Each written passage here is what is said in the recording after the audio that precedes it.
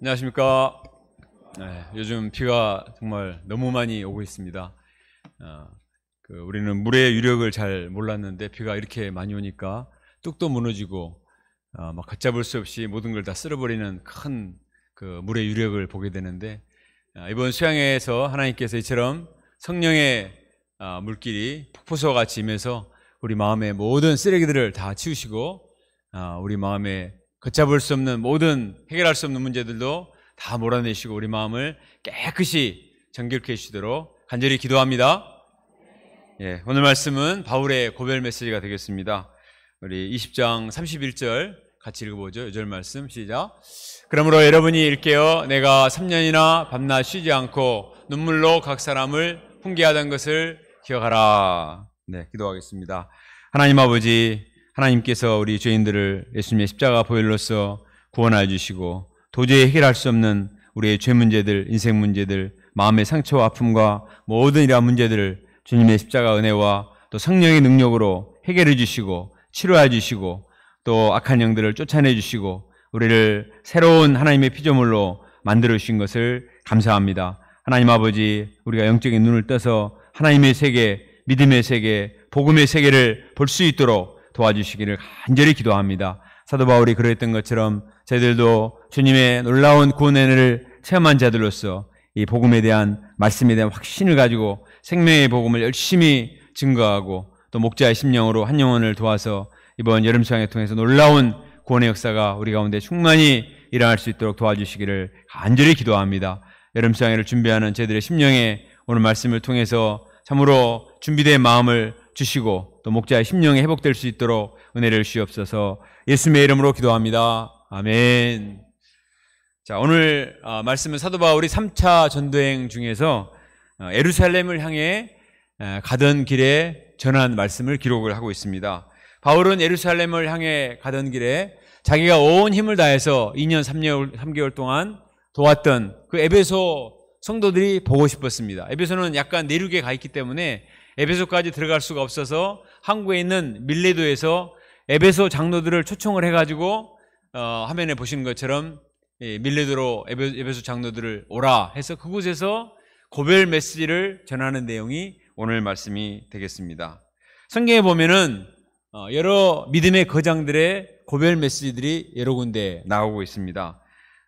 모세의 고별 메시지가 신명기에 나오고 여호수아의 고별 메시지가 여호수아에서의 마지막 나오고 사무엘의 고별 메시지가 또 사무엘서에 나오고 있습니다.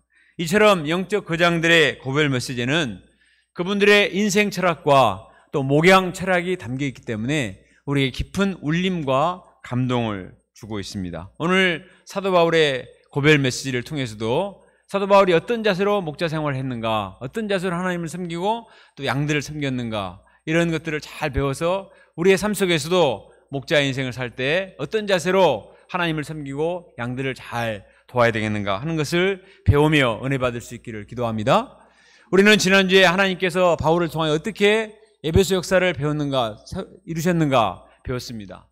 근데 에베소 역사는 두란노에서 집중적인 성경 공부를 했고 또 하나님께서 바울에게 능력을 베푸셔서 희한한 능력을 베푸셔서 병이 치료되고 귀신이 쫓겨나는 역사가 일어났습니다. 그래서 아시아에 있는 많은 사람들이 말씀을 듣고 주께로 많이 돌아왔다, 이런 내용을 기록을 하고 있습니다. 그래서 마술하던 사람들이 마술체가 다 불태우고 또 아데미 여신을 섬기던 사람들이 주께로 돌아오는 그런 역사가 있었습니다. 그런데 바울이 오늘 말씀에는 그런 내용을 하나도 얘기하지 않습니다. 내가 에베소 역사를 섬길 때 어떻게 집중적인 성경 공부를 해가지고 부흥의 역사가 일어났는가, 어떻게 귀신을 쫓아냈으며 어떻게 병을 치료해서 이 악한 에베소 사단의 세력을 뒤집어엎고 이 우상의 도시 에베소가 정말 믿음의 도시로까지 변화되었는가, 영웅적으로 막 자기를 자랑할 수도 있을 텐데 그런 얘기는 하나도 하지 않습니다. 오직 바울이 어떻게 양들을 섬겼는가, 내면적인 이야기를 하고 있습니다. 우리도 오늘 말씀을 통해서 바울이 어떤 내면적인 자세를 가지고 양들을 도왔는가, 이 내면의 스피릿을 잘 배워서 저희들도 한 영혼을 도울 때 정말 하나님이 쓰시는 믿음의 종들의 섬세한 내면성을 가지고 한 사람 한 사람을 도와서 하나님의 구원 역사에 귀하게 쓰임받는 믿음의 종들이 될 수 있기를 바랍니다. 자, 첫 번째로 바울은 모든 겸손으로 양들을 섬겼습니다. 따라서 합시다. 모든 겸손으로 양들을 섬깁시다. 네, 모든 겸손으로 양들을 섬겼다고 말을 하고 있죠. 자, 17절부터 19절을 먼저 읽어보겠습니다. 자, 17절부터 19절 시작. 바울이 밀레도에서 사람을 에베소로 보내어 교회 장로들을 청하니 오매 그들에게 말하되 아시아에 들어온 첫날부터 지금까지 내가 항상 여러분 가운데서 어떻게 행하였는지를 여러분도 아는 바니 곧 모든 겸손과 눈물이며 유대인의 관계로 말미암아 당한 시험을 참고 주를 섬긴 것과 이렇게 말을 하고 있습니다. 자, 바울은 에베소에 들어온 첫날부터 항상 똑같은 자세로 양들을 섬겼는데 그 첫 번째 자세가 뭐냐? 겸손이다. 이렇게 말을 하고 있습니다. 겸손도 그냥 겸손이 아니고 그 앞에 모든이 붙어 있습니다. 모든 겸손. 영어 성경에 보면 great humility. 아주 위대한 겸손. 그냥 적당한 겸손이 아니고 겸손한 채 하는 것도 아니고 겉으로만 겸손하는 것이 아니고 정말 마음에서 우러나오는 모든 자존심을 다 버리고 끝까지 낮아져서 섬기는 겸손으로 양들을 도왔다. 이렇게 고백을 합니다. 에베소 양들은 대부분 똑똑하고 부자들이었기 때문에 마음이 높고 교만한 사람들이 많았습니다. 그러니 팔레스타인에서 온 한 전도자의 바울을 쉽게 인정할 수가 없었을 것입니다. 바울의 어리숙한 예모와 어눌한 말투를 보고 무시하는 마음도 많이 있었을 것입니다. 우리 선교사님들이 선교지에 가면 그 현지 언어를 따라갈 수가 없잖아요. 또 그 문화에 적응되지 않기 때문에 무시가 되죠. 바울도 그런 무시와 또 조롱을 많이 받았을 것입니다. 고린도전서 4장 13절에 보면 바울이 이런 말을 하거든요. 우리가 지금까지 세상의 더러운 것과 만물의 찌꺼기같이 되도다. 바울이 선교지에서 복음역사 섬길 때 어떤 취급을 받았느냐? 더러운 것 취급을 받았다고 했습니다. 그리고 만물의 찌꺼기, 쓰레기 취급을 받았다는 것입니다. 지난 수요일날 파트 모임에서 광고를 한 김연하다 목재님은 군대 훈련을 받을 때 가장 견디기 힘든 것이 유경훈련이나 장거리 무슨 훈련이 아니라 화장실 쓰레기통을 머리에 뒤집어 쓰는 훈련이라고 했습니다. 화장실 휴지 버리는 그 휴지통을 머리에 뒤집어 쓰는 자존심을 완전히 깔아뭉개는 훈련이었는데 요즘 같았으면 아무리 군대라도 뉴스에 나올 만한 일입니다. 그러나 그때는 정말 그런 훈련이 통했던 시절이죠. 너무나 자존심이 상해서 당장에 훈련관을 때려치고 장교군 보고 때려치고 나와버리고 싶었다. 그런 말을 했습니다. 우리도 교만하고 이기적인 양들을 돕다 보면 너무나 자존심이 상하고 화가 날 때가 있습니다. 뚜껑이 열리고 오장육부가 뒤집어져서 정말 먹자고 뭐고 못 해먹겠다. 니만 양이냐? 그냥 때려치고 나오고 싶은 그런 마음이 들 때가 있죠. 그러나 이때 나의 본성대로 해버리면 그 양을 얻을 수가 없습니다. 마음을 낮추고 또 참고 또 참아야 또 겸손하고 또 겸손하고 예수님을 배워야만 그 사람을 감당할 수가 있습니다. 요한복음 4장에 보면 예수님은 사마리아 여인을 도울 때 어떻게 하셨습니까? 예수님은 자존심이 심히 상하셨습니다. 여인이 너무나 함부로 말을 했기 때문입니다. 당신 유대인은 남자로서 사마리아 여인 나에게 물 좀 달라나이까? 당신이 야곱보다 더 크니까? 이렇게 자존심을 팍팍 긁었습니다. 저 같으면 뭐 이런 자매가 있어. 내가 한번 당신의 과거를 한번 다 풀어볼까? 길을 그냥 팍 죽여놓고 당신의 과거가 이러이러했지. 무릎 다 꿇고 내 말 들어. 그렇게 하면 얼마나 쉽게 그냥 복음을 영접하게 할 수도 있을 텐데 예수님은 그런 말이 한마디도 하지 않았습니다. 예수님은 모든 겸손으로 끝까지 참고 낮아 있었습니다. 이 여인이 왜 이렇게 될 수밖에 없는가? 이 여인의 모든 아픔과 상처와 이런 것들을 다 이해하시고 오히려 하나님의 선물과 성령의 생수를 소개하고자 했습니다. 양이 나에게 상처를 줄 때 그것은 우리는 그 사람이 나를 무시해서 상처를 준다 그렇게 생각하기 때문에 힘들어요. 그러나 사실은 나를 무시하기보다는 그 마음의 상처와 아픔과 죄 때문에 그렇게 하는 것입니다. 예수님은 그렇게 이해를 하신 거예요. 이 사람이 나에게 대해서 모독을 하기보다도 그 내면에 쌓인 죄로 말미암아서 이렇게 할 수밖에 없다는 걸 알고 네가 하나님의 선물과 네 앞에 있는 자가 누구인 줄 알았더라면 그렇게 하지 않았을 것이다. 참고 계속해서 말씀을 가르쳐 주셨습니다. 그러자 여인이 조금씩 마음이 녹고 완악한 마음이 부드러워지고 마음을 열기 시작했습니다. 나중에는 예수님께 나와서 물어보지도 않았는데 자기의 모든 고민을 다 털어놓고 고백하고 예수님 마침내 그리스도로 고백을 했습니다. 이렇게 했을 때 예수님이 모든 겸손으로 한 양을 섬기셨을 때 천하보다 귀한 한 영혼을 구원하실 수가 있었습니다. 그 한 사람을 겸손으로 도왔을 때 마침내 그 여인이 변화되어서 동네의 수많은 사람들이 주님께로 자발적으로 나왔습니다. 그래서 사마리아 구원 역사가 이루어지게 된 것입니다. 그 상처 많고 문제 많은 사마리아 땅을 구원할 수 있었던 방법은 예수님의 모든 겸손이에요. 기적이나 기이한 방법이 아니고 예수님의 상처 많은 한 영혼을 끝까지 감당하시는 인내와 사랑과 겸손이 마침내 사마리아 땅에 복음 역사가 일어나게 한 것입니다. 아마도 바울은 예수님의 겸손을 묵상하면서 에베소 교회 성도들을, 에베소 사람들을 섬겼을 것입니다.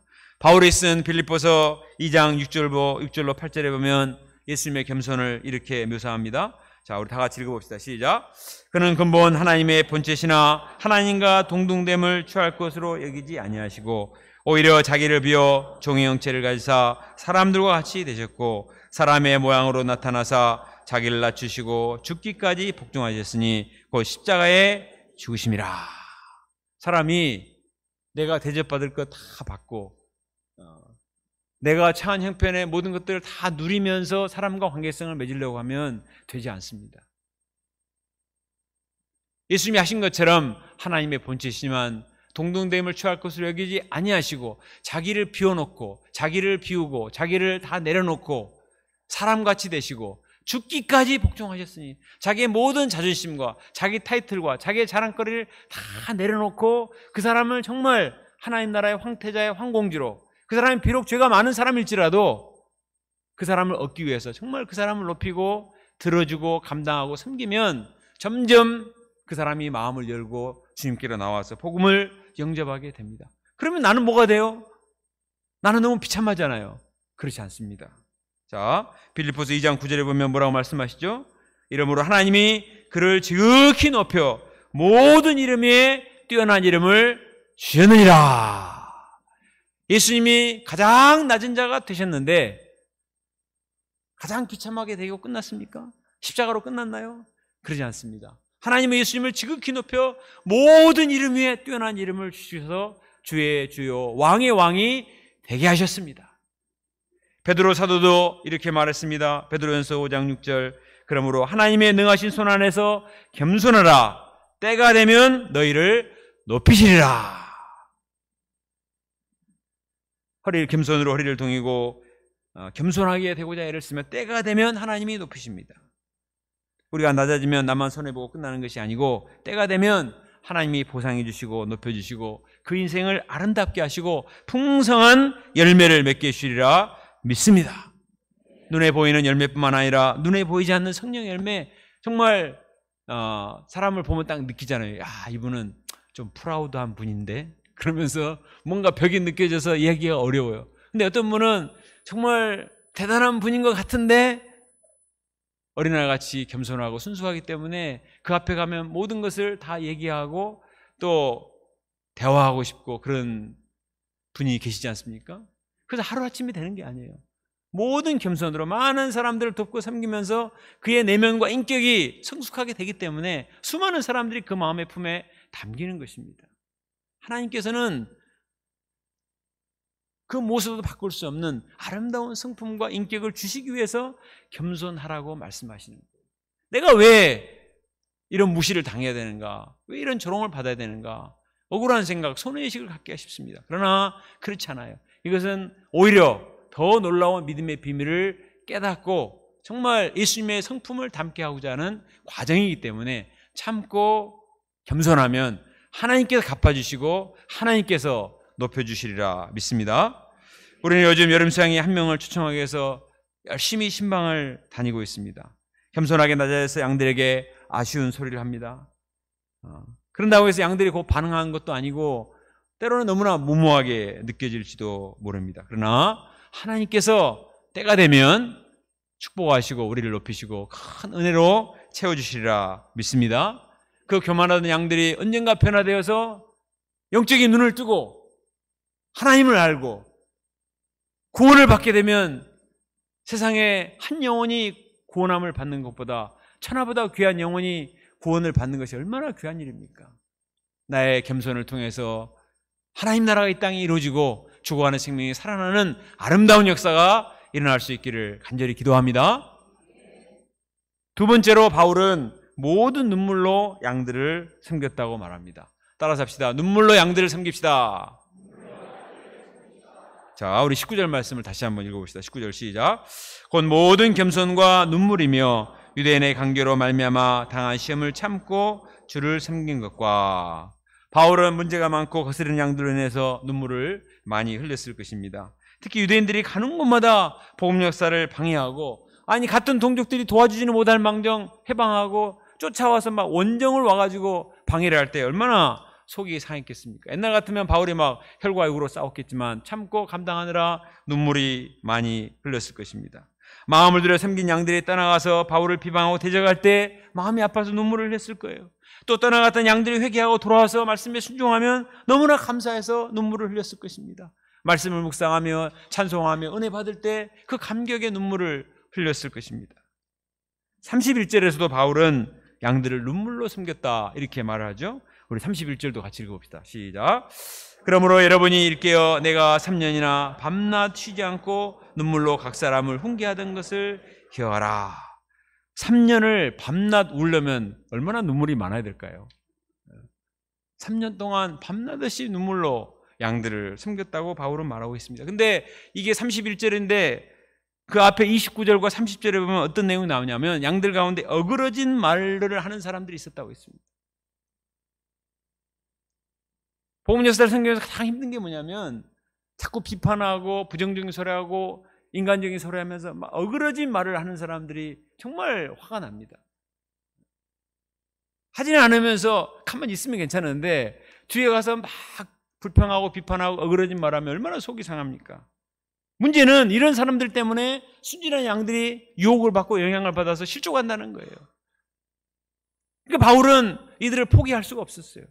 이 양들을 지켜야 되기 때문에 이들을 권면하고 복음 진리를 심고 잘못된 생각으로부터 그들을 방어하고 돕기 위해서는 밤낮 없이 한 사람 한 사람 불러다 권면하고 그들의 생각이 잘못된 생각이다.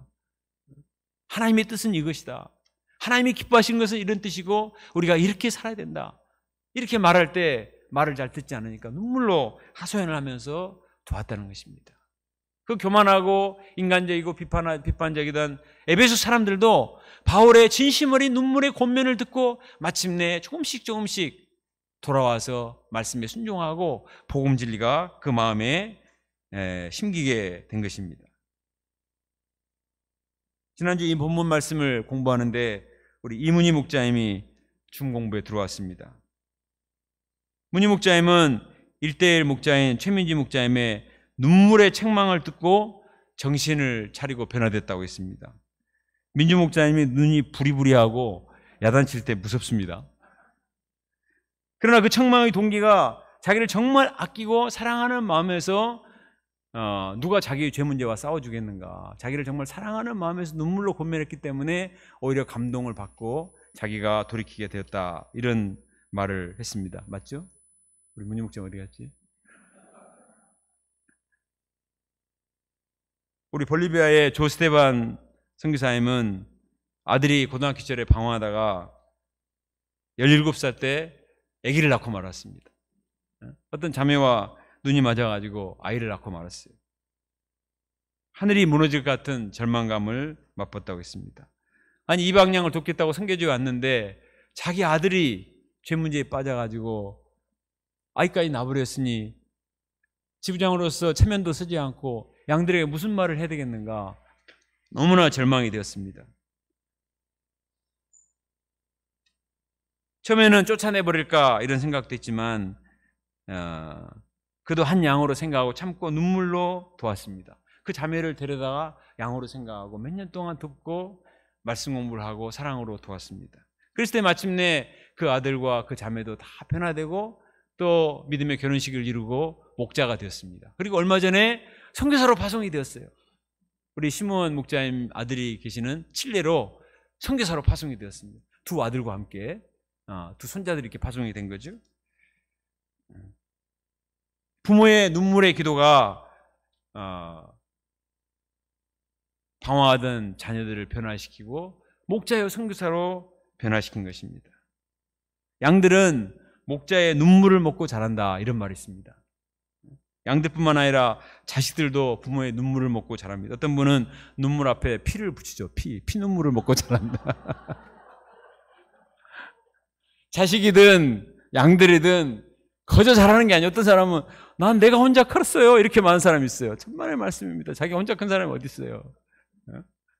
다 정말 부모의, 목자의, 예수 그리스도의 피와 눈물을 크고 자라는 거예요. 우리가 먹고 자라는 겁니다. 그렇다면은 목자가 된 우리도 예수님의 눈물, 부모의 눈물, 목자의 눈물을 배우고 거기에 동참하는 게 필요합니다. 목자 생활에서 제일 위험한 게 뭔지 압니까?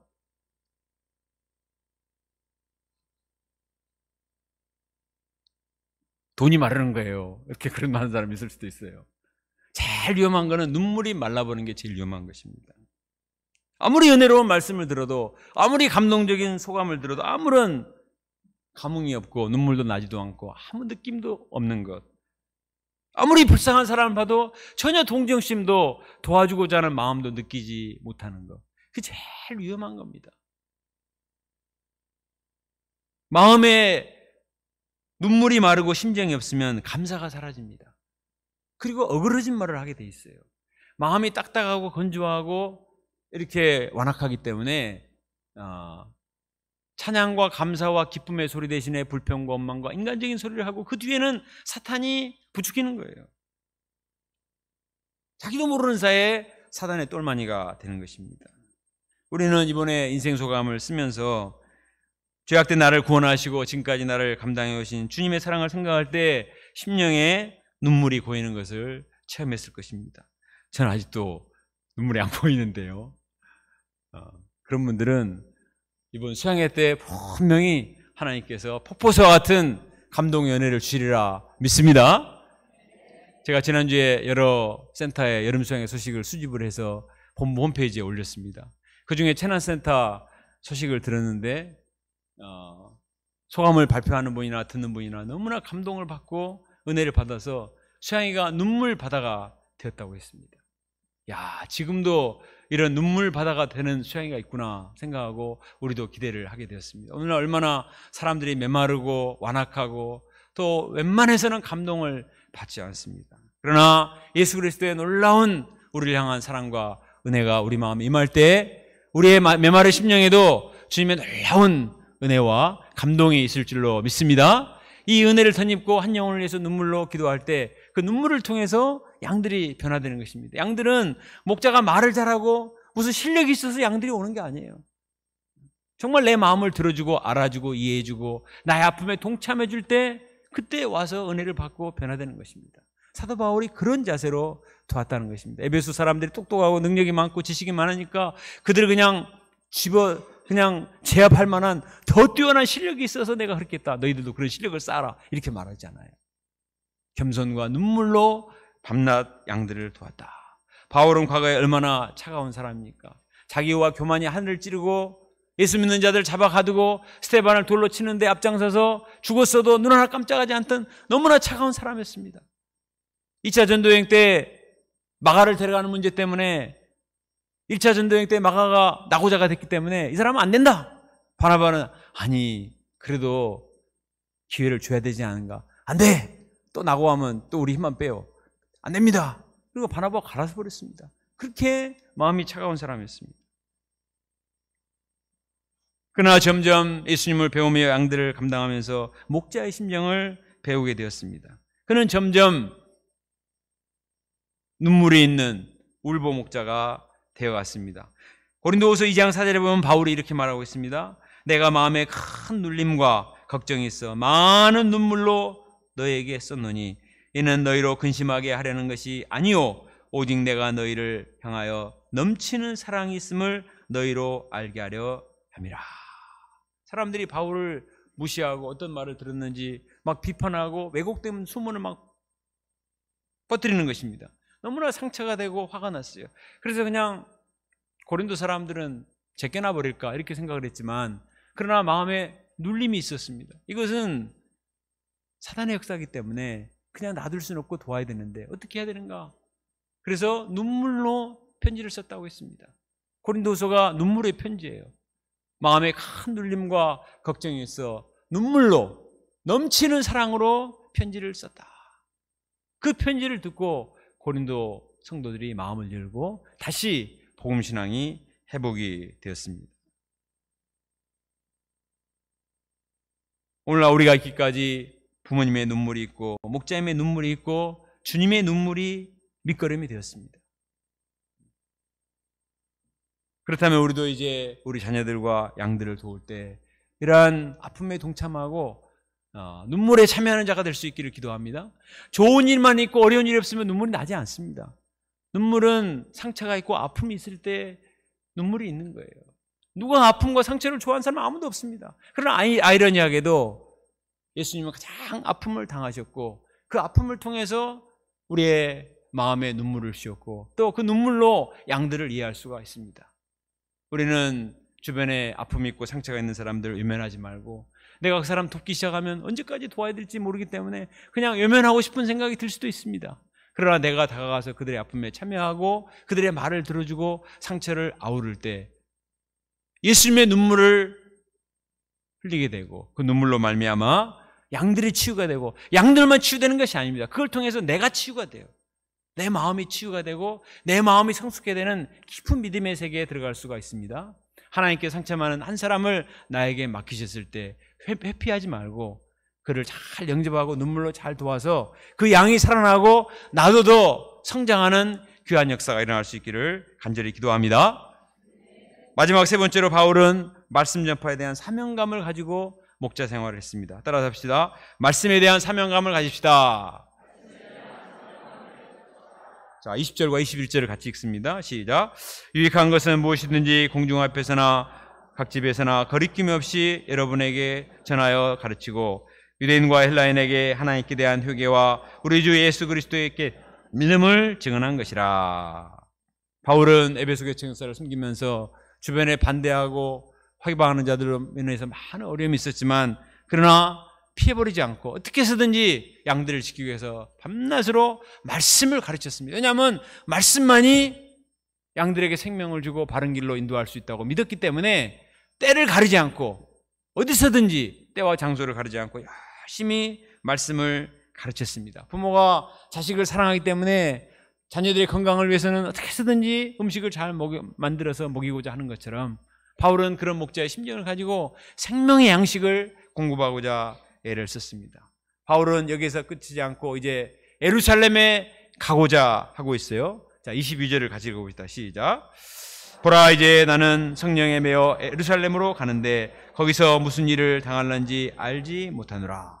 바울은 데살로니가에서, 빌립보에서, 아덴에서, 고린도에서, 에베소에서 부흥의 역사를 체험했습니다. 성령의 능력을 체험했어요. 이제 예루살렘에 가서 다시 한번 복음을 증거함으로 예루살렘의 제2의 부흥의 역사가 일어날 것을 기대한 것입니다. 바울을 아는 사람들은 바울이 오면 잡아 죽이려고 기다리는 사람들이 많이 있기 때문에 절대로 가지 말라 이렇게 말을 했어요. 그러나 바울은 뭐라고 말합니까? 자, 23절과 24절을 같이 읽어보겠습니다. 시작. 오직 성령이 각 성에서 내게 증언하여 결박과 환난이 나를 기다린다 하시나 내가 달려갈 길과 주 예수께 받은 사명 곧 하나님의 은혜의 복음을 증거하는 일을 마치려 하면은 나의 생명조차 조금도 귀한 것으로 여기지 아니하노라. 내가 예루살렘에 가서 설사 결박당하여 환난을 당하여 잡혀 죽을지 모르지만 그러나 주 예수께 받은 사명, 주님께서 나로 하여금 생명의 복음을 증거를 하셨기 때문에 이 복음을 전하다가 죽을지언정 나는 가겠다. 나는 가리라. 그 다음에 뭐죠? 주의 길을 가리라. 예.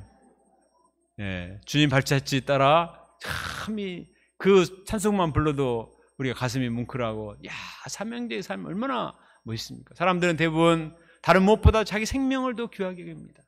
그러나 하나님이 쓰시는 사람들의 특징은 생명보다 사명을 앞세우는 것입니다. 주 예수께 받은 사명, 이 생명의 복음, 피의 복음, 부활의 복음, 이 복음이 사람을 살린다, 구원한다, 확신이 있기 때문에 내가 가서 이 복음을 전하지 않으면 우리 동족들이 죄 가운데 멸망할 수밖에 없기 때문에 내가 생명을 걸고 가서 복음을 전할 것이다. 내가 사나 죽으나 내 몸에서 그리스도가 존귀케 되려 하노라. 삶과 죽음을 초월해서 어떻게 해서든지 사명을 감당하고자 했습니다. 사도 바울은 1차, 2차, 3차 전등을 통해서 충분히 헌신했고 충분히 많은 교회를 세웠고 충분히 많은 자를 도왔습니다. 이 정도면 됐지 않는가. 그러나 바울은 지난주 에베소에서 말씀한 것처럼 내가 예루살렘에 갔다가 로마도 보아야 하리라. 이 생명의 복음이 핍박자요 해방자였던 나도 변화시켰다면 예루살렘에 가서 우리 동족들을 돕고 또 세계의 수도인 로마에 가서 복음을 전함으로 내 인생을 마치겠다. 그 앞에 무슨 결박과 환난이 기다리는지 모르지만 이 사명을 마치려면은 나의 생명을 조금 더 귀한 것으로 여기지 아니하노라. 이런 사명감을 가지고 복음을 전했습니다.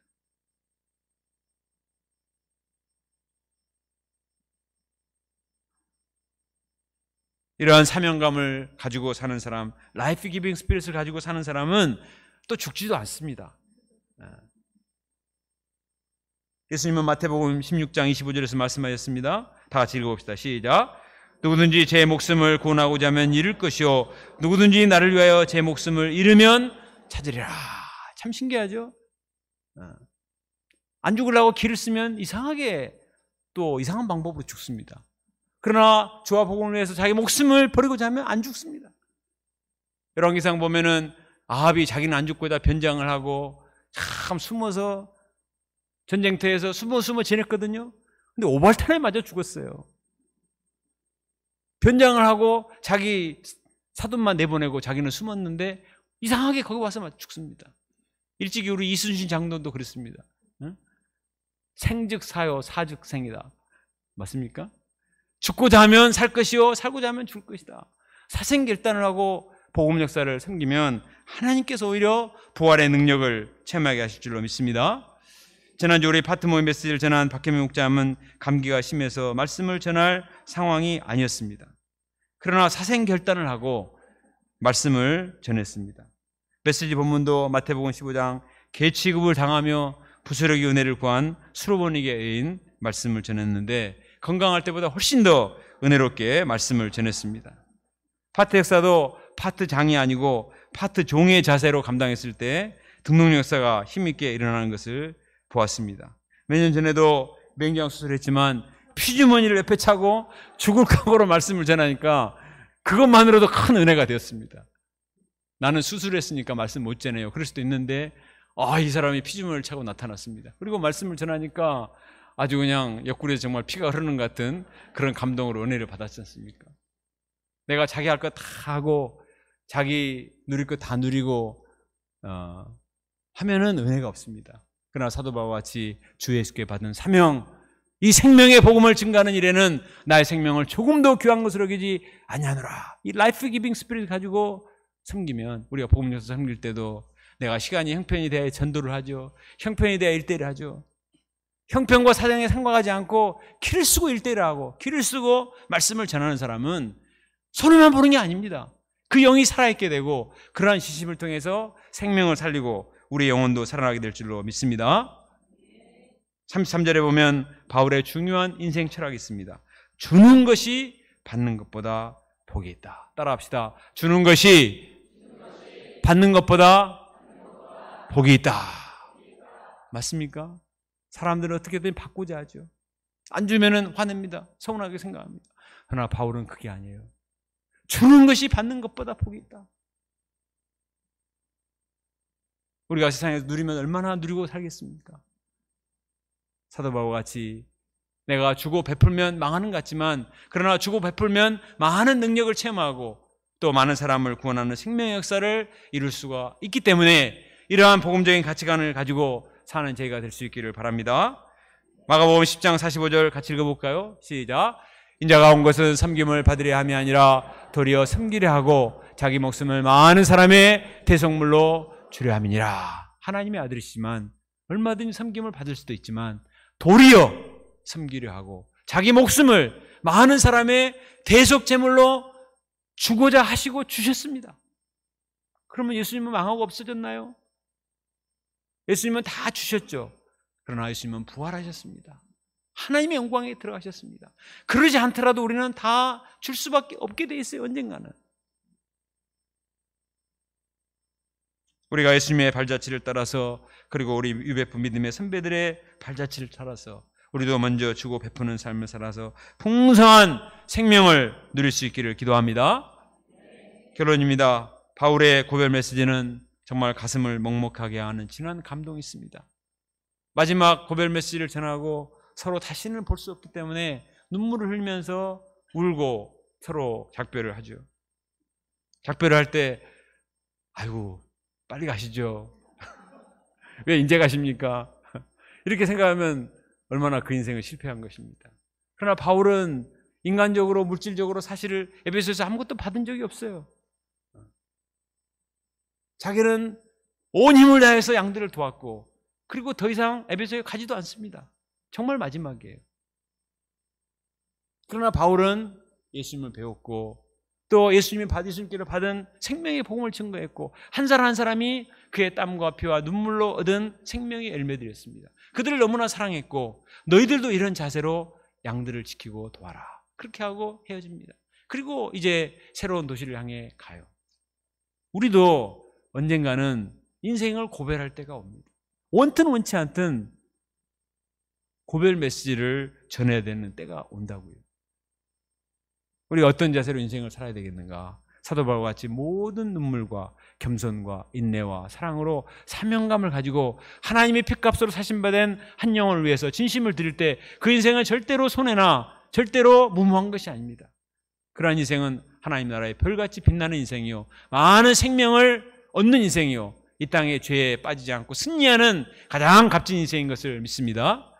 오늘 사도 바울을 통해서 우리에게 주시는 고별 메시지의 핵심을 우리 마음에 새기고 모든 겸손과 눈물과 인내와 사랑으로 양들을 잘 도와서 하나님 맡겨주신 사명을 완수하고 마지막 날 영광스럽게 하나님 나라에 입성하는 주의 영광스러운 종들이 될 수 있기를 주님의 이름으로 축원합니다.